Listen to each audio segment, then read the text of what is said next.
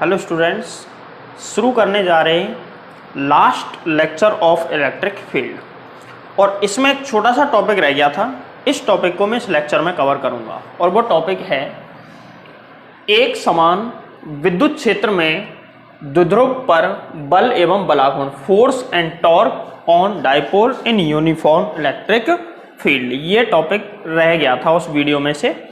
अब इस टॉपिक को मैं यहाँ पे करा देता हूँ। हालांकि ये टॉपिक सरल है, फिर भी करना तो है ही। चलो देखो, सबसे पहले यहाँ पे जो शब्द है ना, ये सीखो कि एक समान विद्युत क्षेत्र क्या होता है। एक समान विद्युत क्षेत्र तो ऐसा इलेक्ट्रिक फील्ड जिसमें विद्युत बल रेखाएं समांतर हों और सभी के बीच की दूरी भी समान हो, ऐसा क्षेत्र एक समान विद्युत क्षेत्र कहलाता है। इसके प्रत्येक बिंदु पर कहीं भी इसमें मैं पॉइंट बना दूं, कितने ही पॉइंट बना दूं, चाहिए ए बी सी, इसके प्रत्येक पॉइंट पर electric field on point A बराबर इलेक्ट्रिक फील्ड बी पर बराबर इलेक्ट्रिक फील्ड बराबर सी। किसी भी पॉइंट पर इलेक्ट्रिक फील्ड तुम निकालोगे तो सेम आएगा। ऐसा कहलाता है एक समान विद्युत क्षेत्र। ठीक है, इसमें कोई डाइपोल रखा हुआ है, कोई द्विध्रुव रखा हुआ है। इस द्विध्रुव पर नेट फोर्स कितना लगेगा और टॉर्क भी लगेगा क्या। पहले तो टॉर्क लगेगा, इस बात का पता लगाओ, और लगेगा तो कितना लगेगा, ये इसका फॉर्मूला प्राप्त करो। देखो, सबसे पहली बात तो मैं बता दूं कि इलेक्ट्रिक फील्ड लाइंस हमेशा कहां से निकलती हैं, पॉजिटिव से, और कहां पे इंटर करती हैं, नेगेटिव चार्ज में। ठीक, तो अगर ये इधर से जा रही हैं तो मतलब है प्लस से आ रही हैं, और किसकी तरफ जा रही हैं, माइनस की तरफ। अब यदि यहां पे मैं एक पॉजिटिव चार्ज रख दूं, पॉजिटिव चार्ज रख दिया, तो पॉजिटिव चार्ज किधर गति करेगा, इधर। और अगर मैं कहीं बीच में नेगेटिव चार्ज रख दूं तो ये इधर गति करेगा। इस बात का ध्यान रखें, इजीली ये टॉपिक हो जाएगा। तो इसमें अगर तुम लिखना चाहो तो लिख लेना। माना किसी एक समान विद्युत क्षेत्र में एक विद्युत द्विध्रुव ए बी, ब्रैकेट में प्लस माइनस क्यू रखा है, जिसकी लंबाई 2d है, ये लिख सकते हैं। तो देखो, सबसे पहले हम डायग्राम बना लेते हैं इसका। डायग्राम बनाने के बाद सबसे पहले फोर्स निकालेंगे, नेट फोर्स, उसके बाद में निकालेंगे टॉर्क यानी कि बलाघूर्ण। देखो, जैसे मान के चलो ये एक समान विद्युत क्षेत्र है जिसमें ये हमने बल रेखाएं बना दी समान दूरी पर एक दूसरे के समांतर। ठीक है, ये इसका डायग्राम मैंने बना दिया। अब इसमें कोई भी द्विध्रुव थीटा कोण पर रखा है विद्युत क्षेत्र के साथ, थीटा कोण पर ऐसे, ये विद्युत क्षेत्र के साथ थीटा कोण पर है। इलेक्ट्रिक फील्ड की डायरेक्शन ये है, इसके साथ ये वाला जो कोण है कितना है, थीटा। यहाँ पे चार्ज कितना है, माइनस क्यू, और यहाँ पे चार्ज कितना है, प्लस क्यू। क्लियर।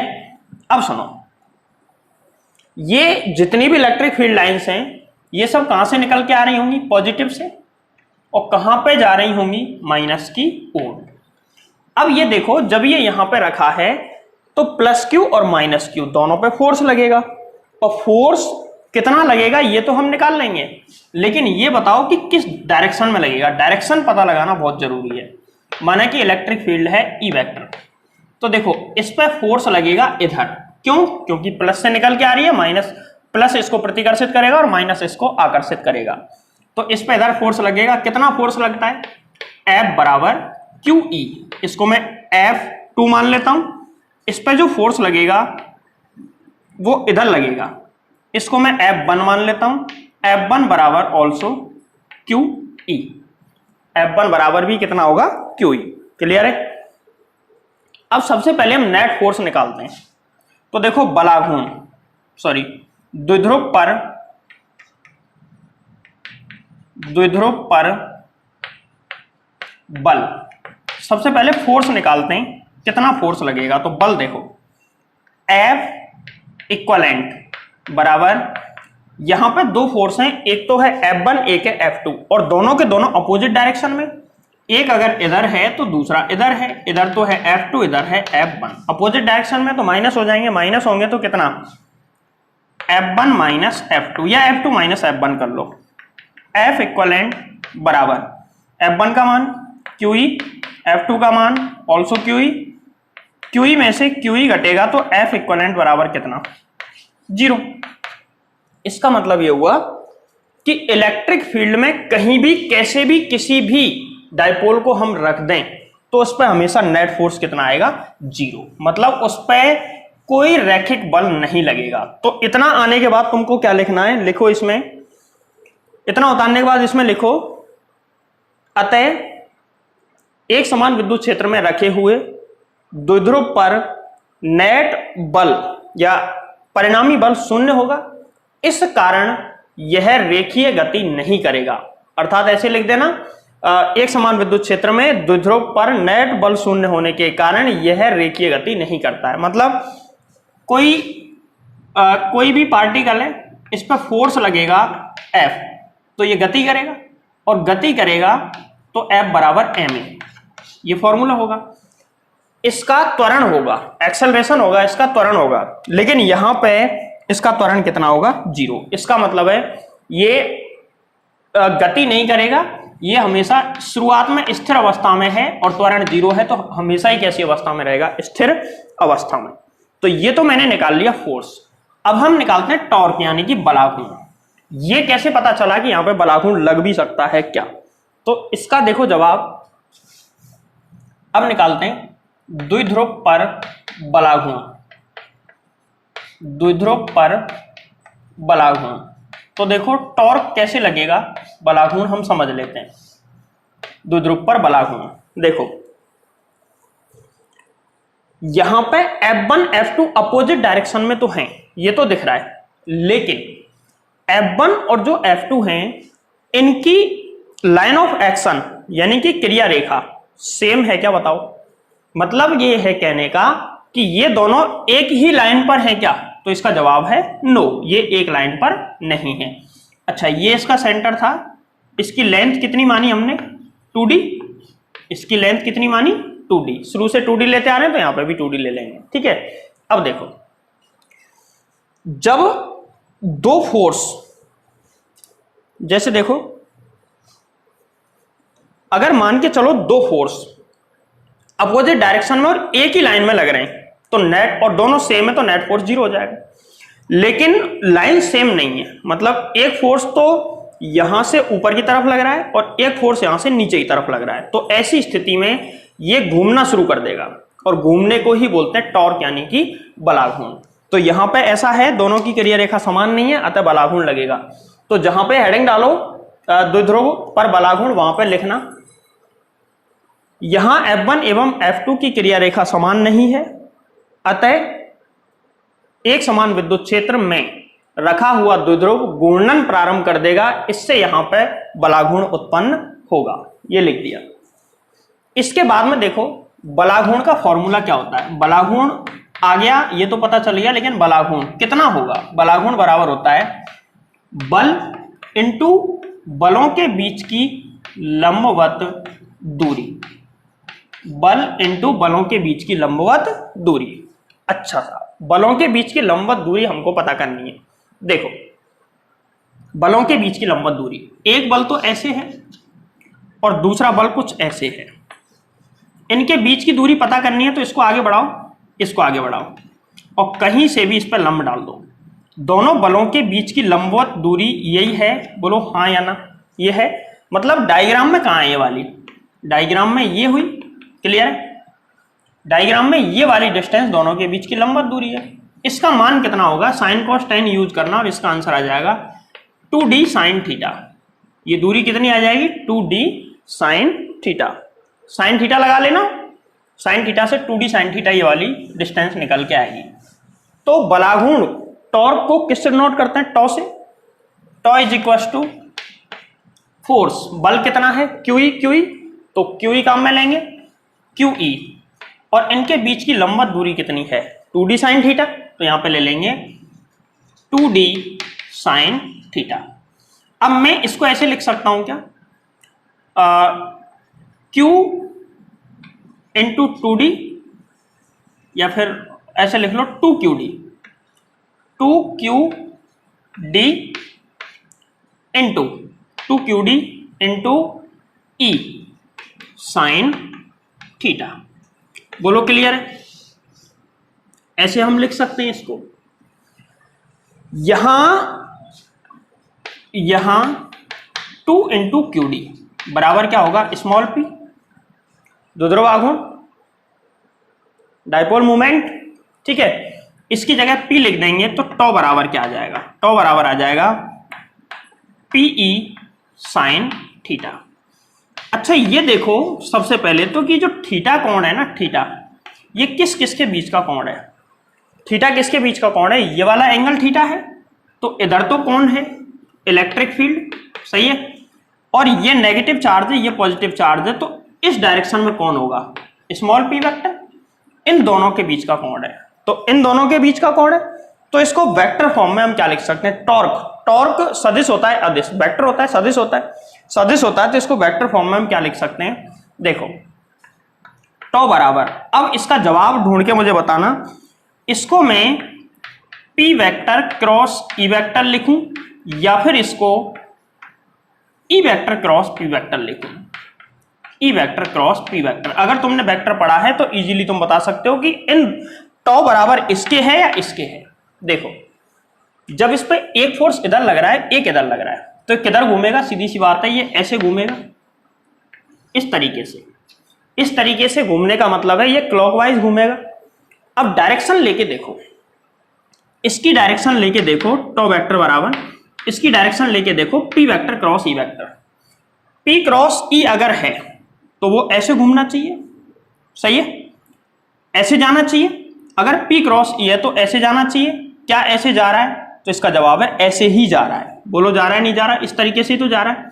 अगर ये सही होता e क्रॉस p, तो e से p की तरफ हमको लेना पड़ता है ऐसे, तो फिर एंटी क्लॉकवाइज हो जाता।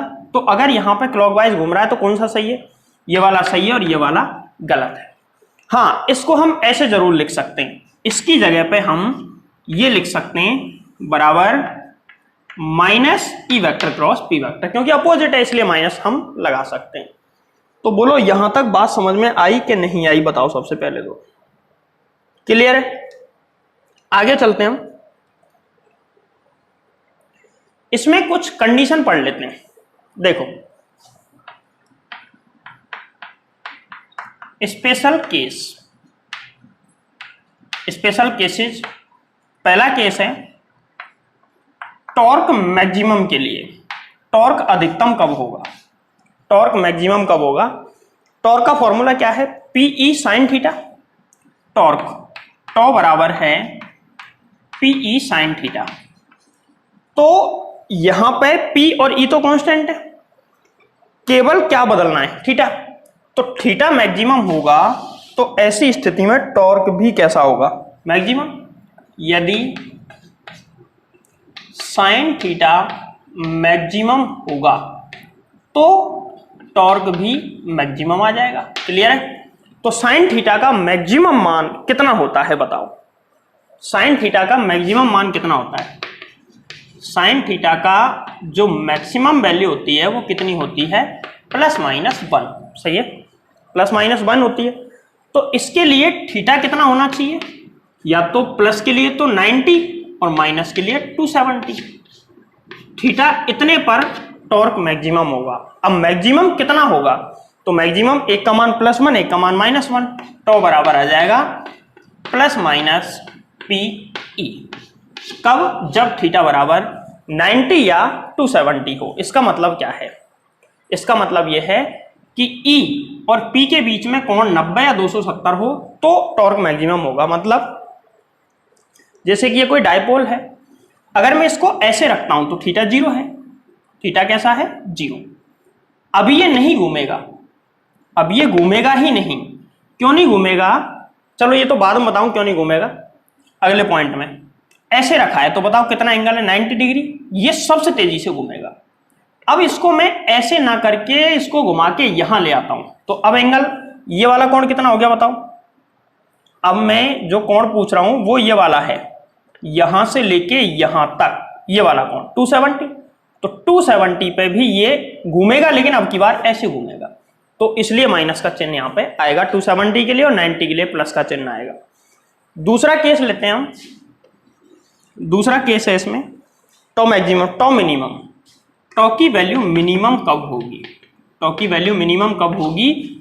जब साइन थीटा मिनिमम होगा, और साइन थीटा का मिनिमम मान कितना होता है? 0।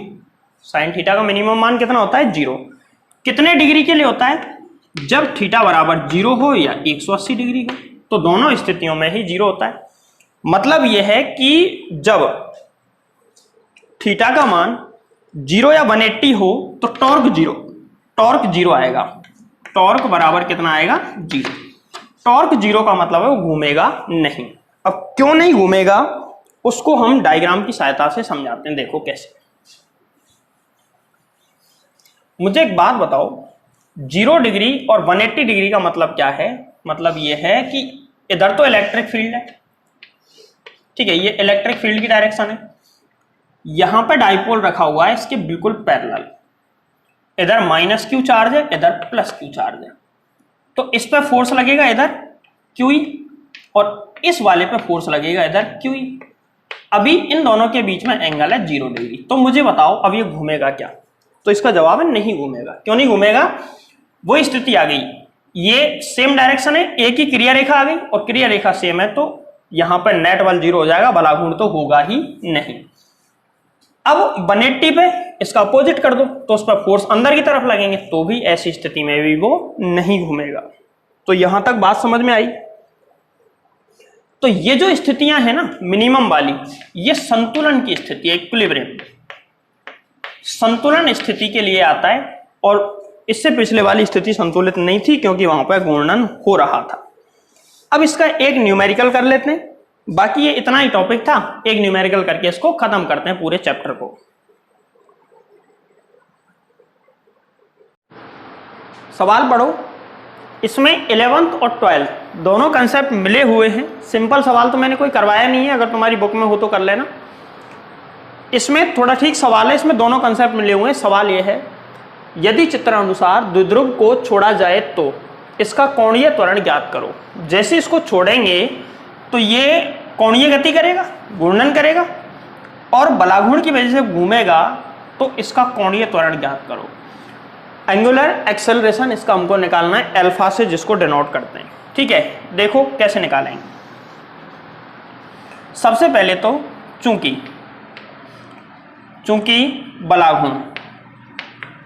बलाघूर्ण टॉ बराबर क्या होता है? PE साइन थीटा, और थीटा की वैल्यू कितनी दे रखी है? 30 डिग्री। टॉ बराबर, अच्छा यहां पे दोनों तरफ चार्ज हैं +q -q, और दोनों का मास स्मॉल m है, तो टॉ बराबर P की वैल्यू क्या लेंगे? P की वैल्यू लेंगे Q, और पूरे डाइपोल की लेंथ कितनी है? 2d E sign 30। अच्छा मुझे बताओ साइन 30 की वैल्यू कितनी होती है? 1/2, 2 से 2 कट जाएगा, क्या आ गया? QED टॉ बराबर QED, इक्वेशन नंबर 1। ठीक है, ये तो 12th का कंसेप्ट। अब 11th का कंसेप्ट याद करो। चूंकि एक फॉर्मूला हुआ करता था 11th क्लास में, टॉ बराबर I अल्फा। टॉ बराबर I अल्फा। I क्या है? मोमेंट ऑफ इनर्शिया, जड़त्व आघूर्ण। और I निकालने का फॉर्मूला क्या है? I बराबर m1 r1 square plus m2 r2 square plus dash dash dash. अगर 2 से ज्यादा हो, हमारे पास 2 मास हैं केवल, 1 और 2, इन दोनों की इसके सेंटर O से जो डिस्टेंस है ना वो सेम है, D और D। तो यहां से इस फॉर्मूले में टॉ बराबर I की वैल्यू कितनी, इधर मास कितना है m1 की जगह m, और सेंटर से इसकी डिस्टेंस कितनी है D, md स्क्वायर, प्लस इधर मास कितना है m और distance d square into alpha, equation number 2। बस हो गया। इक्वेशन फर्स्ट और सेकंड को दोनों को टॉ की वैल्यू दोनों में निकालिए, दोनों में सेम कर दो। एक 12th का कंसेप्ट, एक 11th का कंसेप्ट, दोनों को मिला के आंसर आ जाएगा। क्या आएगा? QED बराबर 2md स्क्वायर अल्फा, ये md स्क्वायर 2md स्क्वायर, और अल्फा बराबर QED अपॉन में 2md स्क्वायर। सही है, एक d से एक d कट जाएगा, क्या आया? अल्फा बराबर QE अपॉन में 2md। ये अल्फा की वैल्यू निकल के आ गई। इस तरीके से हम इस सवाल को करेंगे।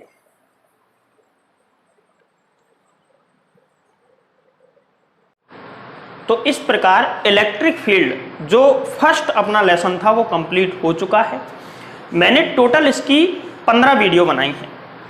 अब इसको कंप्लीट जैसे जैसे मैंने पढ़ाया है वैसे वैसे इसको कंप्लीट पढ़ें और जैसे जैसे बताया वैसे वैसे लिखें। साथ में बुक्स उठा लें, उसके जितने भी एग्जाम्पल्स, जितने भी क्वेश्चन उसमें दे रखें उनको सॉल्व करें और सबके आंसर बुक से देख के मैच करें, क्योंकि अभी हमारे पास और कोई ऑप्शन नहीं है। ठीक है, तो इस समय हम सबको बुक्स और ऑनलाइन स्टडी की हेल्प से ही पढ़ाई करनी है, महीने 2 महीने कम से कम।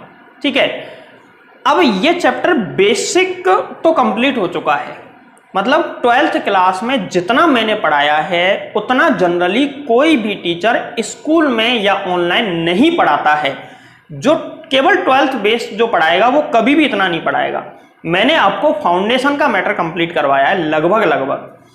अब एक वीडियो और मैं बनाऊंगा जो कि तुमको केवल और केवल डीसी फिजिक्स यूट्यूब चैनल पर ही मिलेगी, अदर किसी यूट्यूब चैनल पर नहीं मिलेगी।